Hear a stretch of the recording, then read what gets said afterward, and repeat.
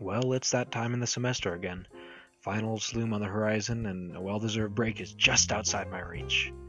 With 1/8 of my entire college education behind me, this time calls for some reflection. Mandated by my professor, granted, but taking a moment to think about everything that I've learned, what opinions of mine have been shifted, and how I've personally grown, I think that's well worth the effort. This semester has been incredible for me growing in my knowledge and grasp of technology. At the beginning of the semester, I wrote less than a paragraph about what technology meant to me. I wrote, "Technology to me is a complex tool that has shaped our society. Both good or bad, it's had a profound effect. I think it presents new opportunities and continuous change. I'm currently studying TAM, and it's what I plan on working with professionally. It's the source of a few of my hobbies and my previous job." All these things were true then, and they're still true today. They are all very objective and hardly personal. I was being purposefully vague. I don't think I was willing to admit to myself how little I understood technology's role in my life.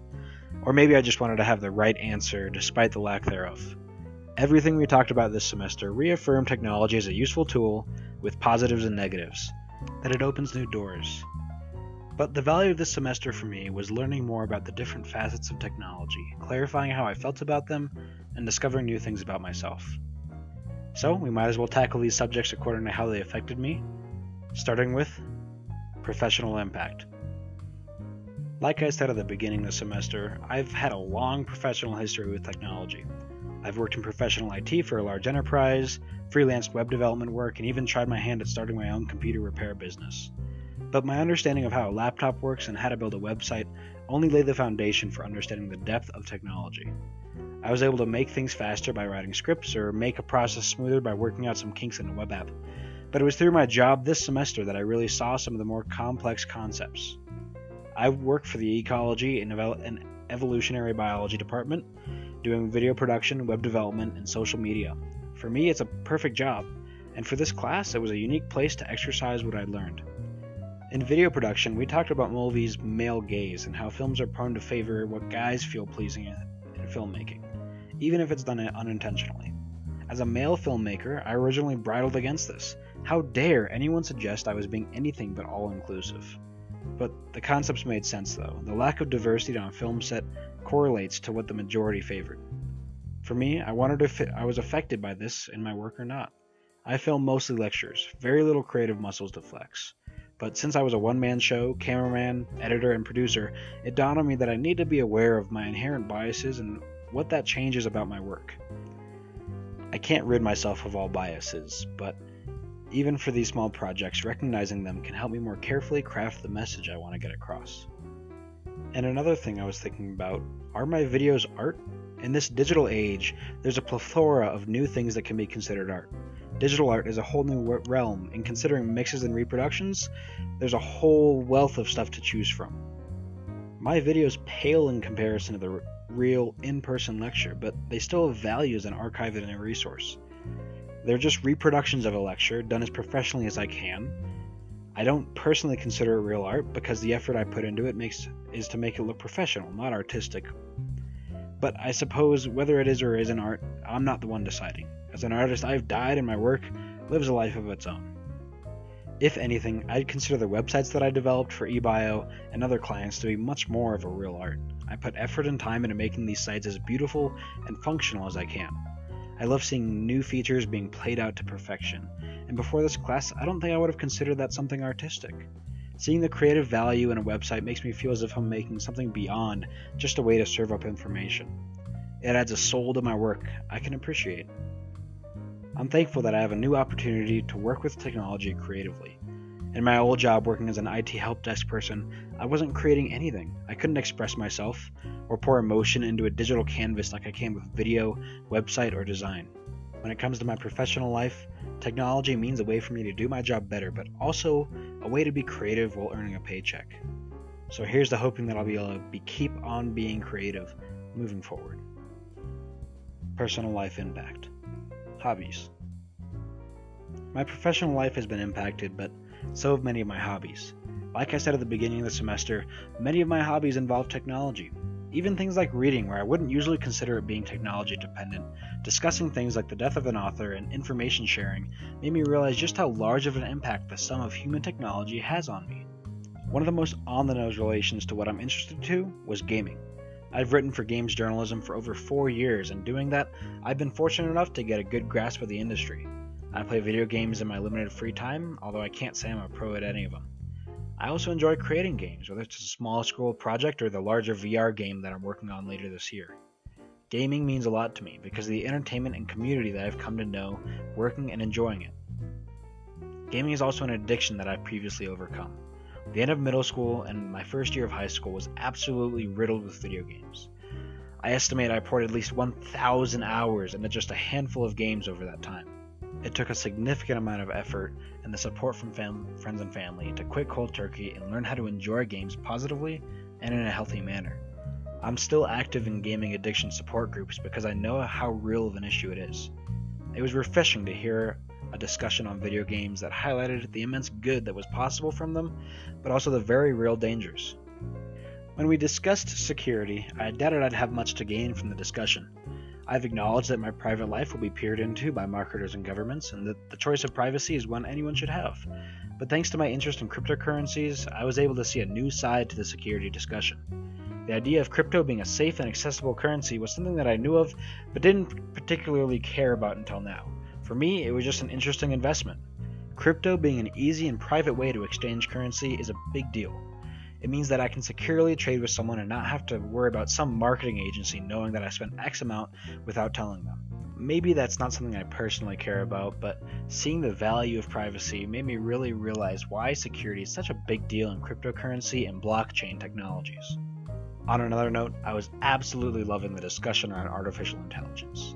Since AI is a hot topic, it's often requested for my freelance articles, so I've already had the chance to do a lot of research on the subject. But because I was focused on the very practical and very current solutions like smart home devices and analytics, I'd forgotten to think about the big picture. Listening to Ray Kurzweil's thoughts and thesis on AI was incredibly fascinating, as I don't think I've really considered what it's going to mean when our technology can develop itself faster than we can. I think I share Kurzweil's cautiously optimistic viewpoint when it comes to the singularity. Sure, things could go wrong, but the potential for human advancement is enormous. I'm looking forward to the day that I can join in a rally for AI rights, because I'm sure things are going to get interesting if a sentient AI ever comes around. Technology, for me, means a new method of not just entertainment, but community. I can bond with other people over video games, AI, and crypto. And none of those fascinating hobbies would be possible without technology. Personal life impact. Thought process. Being a straight white male means the internet was practically made for me. All of this technology at the tips of my fingers. And being from a lower to middle class family meant growing up with technology all around the home. I've always had a passion for equality, and have thought of myself as compassionate, but those things never arrived on the same train of thought as technology. Seeing the gaps in diversity shocked me. I'd never realized the disparity until it was right under my nose, and for that I'm grateful. I usually think that because I try to keep an open mind on the internet, those disparities and issues will come my way. But with the majority of people using the internet similar to me, it makes sense how little I knew of these issues beforehand. I don't know specifically what I can do to help with the racial and gender gaps on platforms like Wikipedia, but knowing that these issues exist will hopefully help me to be on the lookout to support movements that can make a difference. And poverty is something that I've never thought of alongside technology. The idea that I can use something that I'm good at to more effectively help people is amazing.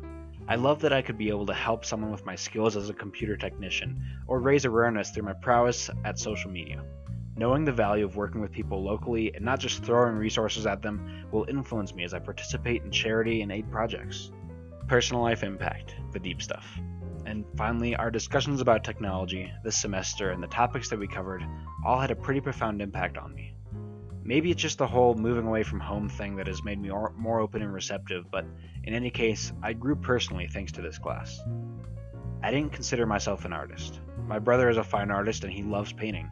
I thought he had the art gene and I got the smart gene. But like I mentioned before, when we talked about digital art and the new ways people express themselves, I saw myself resonating with that. I'm dying to express myself in ways that I can't do in engineering or math. Realizing that through digital art and videography, I can let my creative wings soar was huge for me.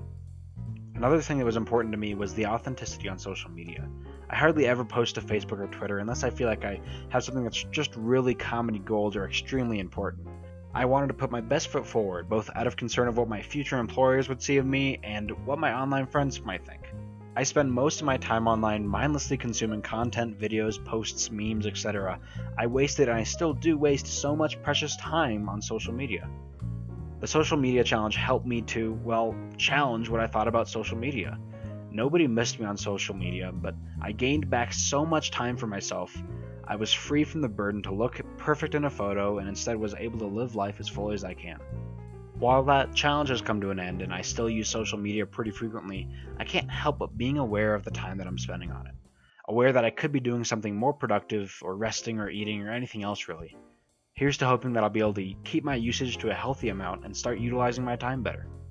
Reading through Carr's article was difficult, but I guess that was the point. That because of Google and the internet, my attention span has been slowly narrowed down. That instant gratification is what I need.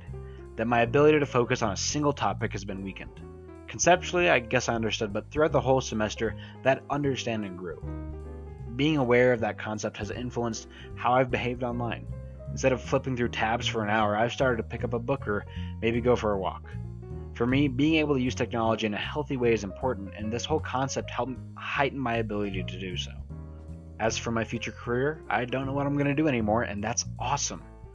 I had planned maybe on a route of IT or doing something safe in business, but as this semester has gone on, I've realized the possibilities. I can work in video production, social media, AI, virtual reality, or anything else I can set my mind to. I have the ability when it comes to technology, and this class helped to show me just how wide those possibilities are. I'm now working with Atlas as well, doing special projects, and I'm excited about the future possibilities. Overall, technology means a lot to me. Personally, it's a way to improve my work and have a creative outlet. Personally, technology is a conduit for my hobbies, a new way to understand social issues, and an impressively effective carrier of personal revelation. I might be only taking a few steps outside of Plato's cave at this point, but with the new understanding and knowledge I've learned this semester, at least I'm getting somewhere. Thanks for listening, and thanks for an awesome semester.